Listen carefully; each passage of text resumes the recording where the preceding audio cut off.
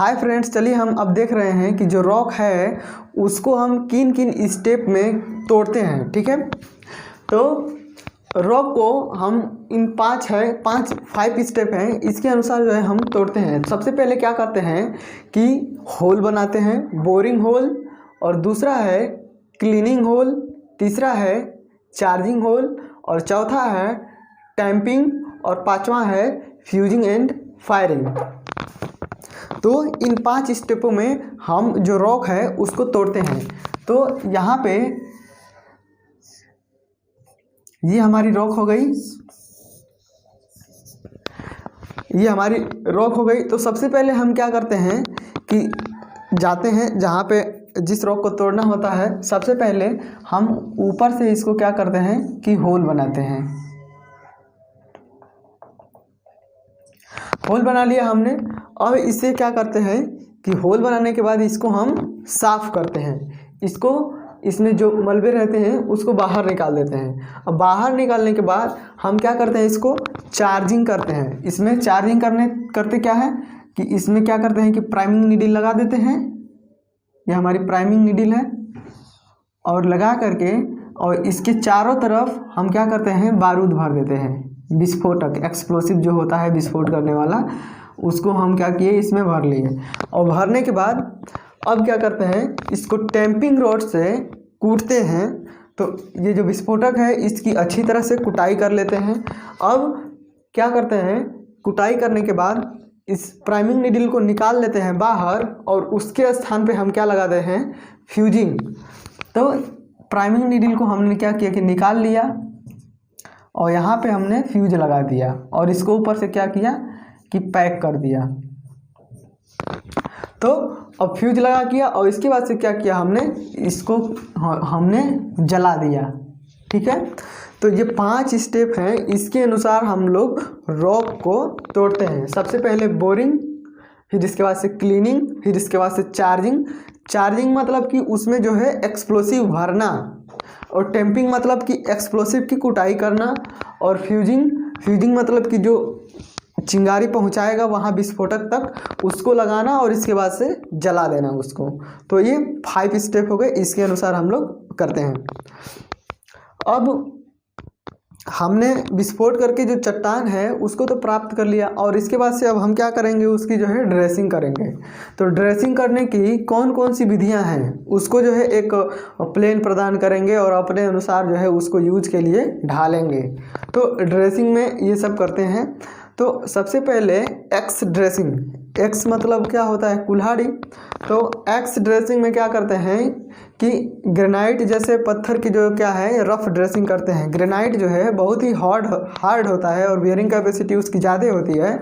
तो जो हार्ड पत्थर होते हैं वो सामान्यतः क्या होते हैं, अनियमित आकार के होते हैं। तो क्या होता है कि उसमें जो है उसका जो सरफेस होता है वो असमतल होता है, कहीं से नुकीला कहीं से नुकीला, कुछ इधर उधर जो है टेढ़ा मेढ़ा निकला रहता है। तो एक्स फिनिशिंग के जरिए हम जो टेढ़ा मेढ़ा होता है उसको जो काट छाट करके जो है लगभग बराबर हम करते हैं।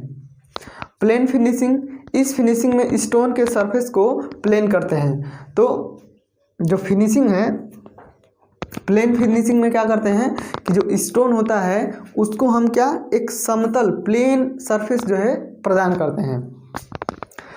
और अगला है पॉलिश फिनिशिंग, इसमें स्टोन के सरफेस को पॉलिश करते हैं।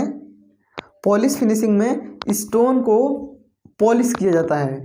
ठीक है, तो मार्बल और जो ग्रेनाइट है इसमें जो है सबसे अच्छे से जो है क्या पॉलिश हो जाती है। तो मार्बल और ग्रेनाइट ये जो है याद रखेंगे। और अगला है सर्कुलर फिनिशिंग। देखिए हमने जो रॉक है तो उसको हम अपने अनुसार क्या कर रहे हैं, ढाल रहे हैं, अपने अनुसार यूज के लिए उसको बना रहे हैं। तो जब हम उसको बनाएंगे तो वो क्या है, फिनिशिंग है। ठीक है, तो हम उसको सर्कुलर शेप में बना रहे हैं, तो सर्कुलर जो है फिनिशिंग हो गई। तो सर्कुलर फिनिशिंग हम क्या करते हैं, कॉलम बनाने के लिए जनरली यूज किया जाता है। तो इसमें स्टोन को सर्कुलर शेप प्रदान करते हैं, इसका उपयोग कॉलम बनाने के लिए किया जाता है। हम लोग पुरानी इमारतों में देखेंगे तो क्या होता है कि उसमें जो कॉलम है वो सर्कुलर शेप में जो है लगा हुआ है। तो सर्कुलर फिनिशिंग के अंतर्गत किया जाता है। और अगला है कॉम्ड फिनिश या ड्रैग्ड फिनिश।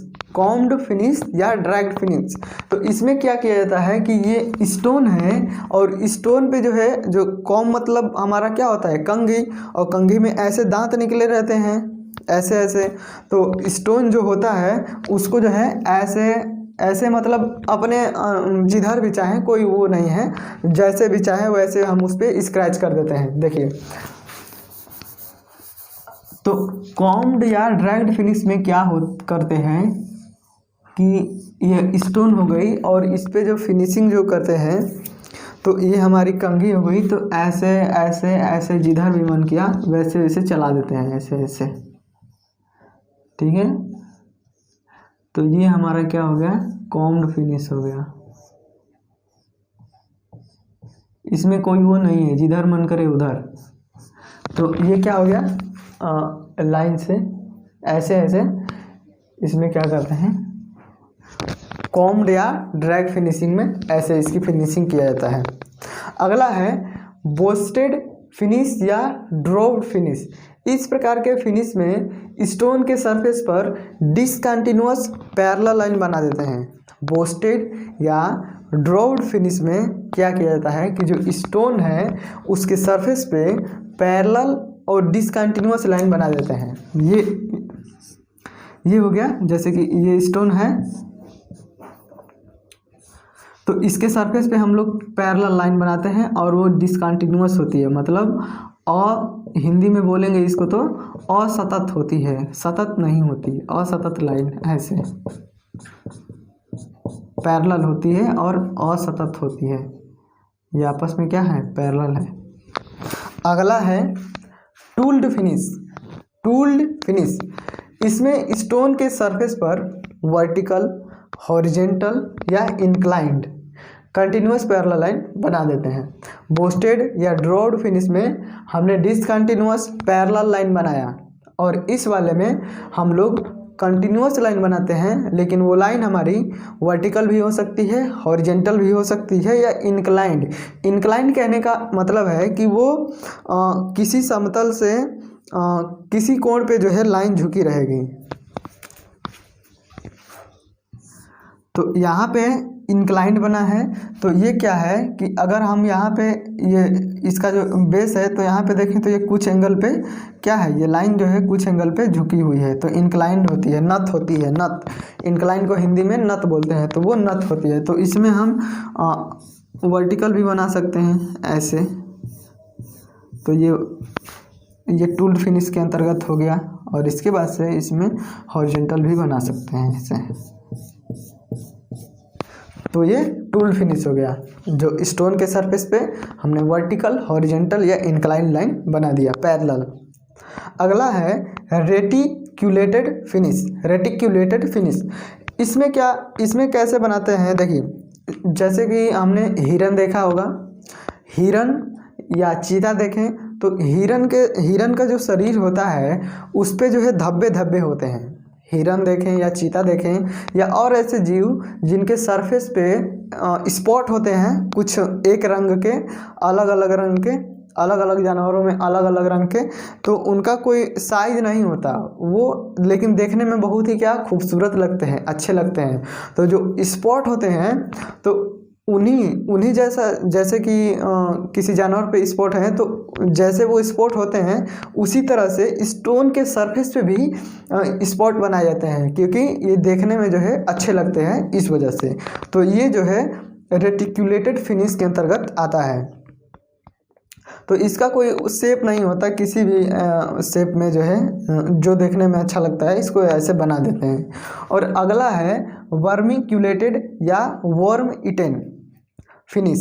वर्मिक्यूलेटेड या वर्म इटेन फिनिश, तो इसमें क्या है, देखिए इसमें भी सेम ऐसे ही है जैसे कि अगर हम देखें कि अगर हम लोग कुछ बो देते हैं, जैसे कि लौकी बो दिए, नेनुआ बो दिए या कोई भी खाने वाला सब्जी हम लोग बो दिए, तो हम लोग क्या देखते हैं, या घर में कुछ सामान ही है तो क्या होता है कि जो चूहे होते हैं वो उसको काट देते हैं, चूहे काट देते हैं या कोई फसल या कोई सब्जी बोई गई है तो उसमें क्या होते हैं कि उसको कीट पतंग खा जाते हैं। तो वो खा जाते हैं तो वो उनकी जहाँ से वो खाए रहते हैं वो अनियमित आकार में होता है, ठीक है। तो वो जो खाए रहते हैं वो अनियमित आकार में रहता है। तो उसी तरह से वर्मिक्यूलेटेड या वर्म ईटन में स्टोन के सरफेस पे, जैसे कि ये कोई चीज़ है और इसको ऐसे लग रहा है जैसे कि कोई चूहा खा गया है, तो वैसे ही या कोई कीट पतंग खा जाता है तो वो एक क्या बन जाता है, वो शेप बन जाता है। तो उसी तरह से जो वर्मिक्यूलेटेड फिनिश है इसमें भी स्टोन के सरफेस पे बना दिया जाता है। मेथड ऑफ ड्रेसिंग के बाद अब हम देखते हैं कि ड्रेसिंग में जो है कौन कौन से टूल का यूज किया जाता है। तो following tools use in dressing, following tools use in dressing, ठीक है। तो ड्रेसिंग में निम्नलिखित टूल्स का यूज ड्रेसिंग में करते हैं। पहला है स्पेलिंग हैमर, स्पेलिंग हैमर, दूसरा है स्कैबलिंग हैमर, तीसरा है चीजेल, और चौथा है क्रोबार, और पांचवा है एक्स, और छठा है cross cut saw. Spalling hammer, scabbling hammer, crowbar, chisel, cross cut saw और एक्स। तो इन टूल्स का यूज जो है हम करते हैं ड्रेसिंग करने में। रॉक जो है, रॉक की ड्रेसिंग करने के लिए इन टूल्स का जो है यूज करते हैं। तो स्पेलिंग हैमर है, स्पेलिंग हैमर का यूज जो है स्टोन की रफ ड्रेसिंग के लिए किया जाता है। स्पेलिंग हैमर का यूज स्टोन की रफ ड्रेसिंग के लिए किया जाता है। क्रॉस कट सा का उपयोग कठोर चट्टान को काटने के लिए किया जाता है। वो एक आरा टाइप का होता है जो बड़ा सा होता है, लकड़ी काटने के लिए यूज किया जाता है, उसी टाइप का होता है। तो क्रॉस कट सा का उपयोग कठोर चट्टान को काटने के लिए करते हैं। अब इसके बाद हम देखते हैं क्रशिंग। हमने चट्टान को निकाल लिया और उसको जो है क्या करते हैं कि उसको साइड पे ले जाके उसको वहाँ से साइड से ट्रांसपोर्ट करके अपना एक स्थान होता है वहाँ पे लाते हैं और वहाँ पे उसको जो है क्रश करते हैं। तो क्रशिंग जो है कर्सर की सहायता से जो है स्टोन को क्रश किया जाता है। कर्सर एक प्रकार की मशीन होती है, उसी से स्टोन को क्या करते हैं हम लोग क्रश करते हैं। तो कौन कौन से हैं, पहला है जा कर्सर, दूसरा है रोलिंग मिल, तीसरा है हैमर और पांचवा है बॉल मिल। इनकी सहायता से जो है जो स्टोन होता है उसको क्रश करके छोटे छोटे टुकड़ों में परिवर्तित कर लिया जाता है।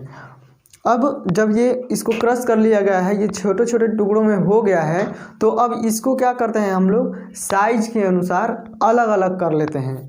तो साइज के अनुसार अलग अलग करने के लिए स्क्रीन का जो है यूज़ किया जाता है। स्क्रीन एक प्रकार की चालनी होती है और उसमें जो है वो अलग अलग नंबर की होती है और उसके अनुसार नंबर के अनुसार स्टोन को अलग अलग साइज में जो है अलग अलग कर लेते हैं।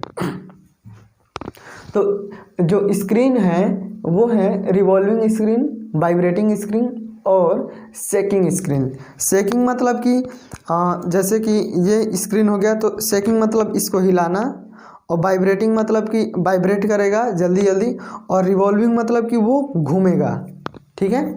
तो ये जो है 3 स्क्रीन है, इनका उपयोग हम लोग स्टोन को अलग अलग साइज के अनुसार अलग अलग करने के लिए उपयोग करते हैं।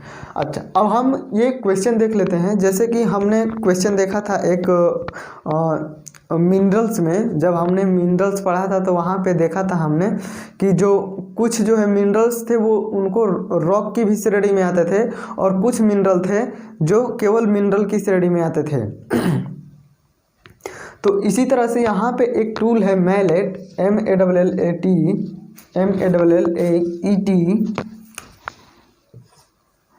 तो ये टूल है मैलेट। तो इसी तरह से इसका उपयोग जो है कभी कभी हम ड्रेसिंग में करते हैं और कभी कभी नहीं करते। तो इसका उपयोग जो है ये जो है क्वेश्चन के अनुसार जो है इसको देखेंगे। देखिए जहाँ यहाँ पे लिखा है कि निम्न में कौन सा टूल ड्रेसिंग में प्रयोग नहीं होता, ड्रेसिंग में कौन सा टूल का जो है यूज नहीं किया जाता है। और यहाँ पे क्या ऑप्शन है, क्रॉस कट सा, दूसरा है मैलेट और तीसरा है एक्स और चौथा है क्रोबार। तो ये क्रॉस कट सा का भी उपयोग किया जाता है ड्रेसिंग में और एक्स का भी किया जाता है और जो क्रोबार है इसका भी किया जाता है ड्रेसिंग में यूज, लेकिन यहाँ पे ये मैलेट है इसका उपयोग नहीं किया जाता है।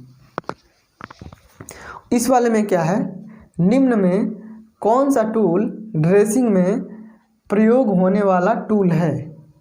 इसमें बोल रहा है कि निम्न में से कौन सा टूल ड्रेसिंग में प्रयोग होने वाला टूल है, और यहाँ पे क्या ऑप्शन है, स्क्रैपिंग स्पून, मैलेट, जामिल और डिपर। तो स्क्रैपिंग स्पून जो है ये ब्लास्टिंग जब हम करते हैं तो वहाँ पे ये जो उसका टूल है, ब्लास्टिंग जब हम होल बनाते हैं तो उसमें ये मदद करता है स्क्रैपिंग स्पून। और ये जामिल तो ये तो क्या है कि क्रशिंग के लिए यूज किया जाता है, और ये डिपर है होल को जो है गड्ढा करने के लिए किया जाता है डिपर का यूज। लेकिन यहाँ पे ये मैलेट है तो इसको हम सही करेंगे कि ये जो है ड्रेसिंग में यूज होता है। तो ऐसे तो मैलेट है तो उसको ऑप्शन के अनुसार सही करेंगे। तो यहाँ पे सभी ड्रेसिंग का था तो यहाँ पे मैलेट को हमने गलत कर दिया कि ये नहीं यूज होता, और यहाँ पे जो है ब्लास्टिंग में उपयोग होने वाले टूल थे तो इनको, और यहाँ पे मैलेट ही एक था तो इसको हमने सही कर दिया कि ये जो है ड्रेसिंग में यूज होता है। Thank you.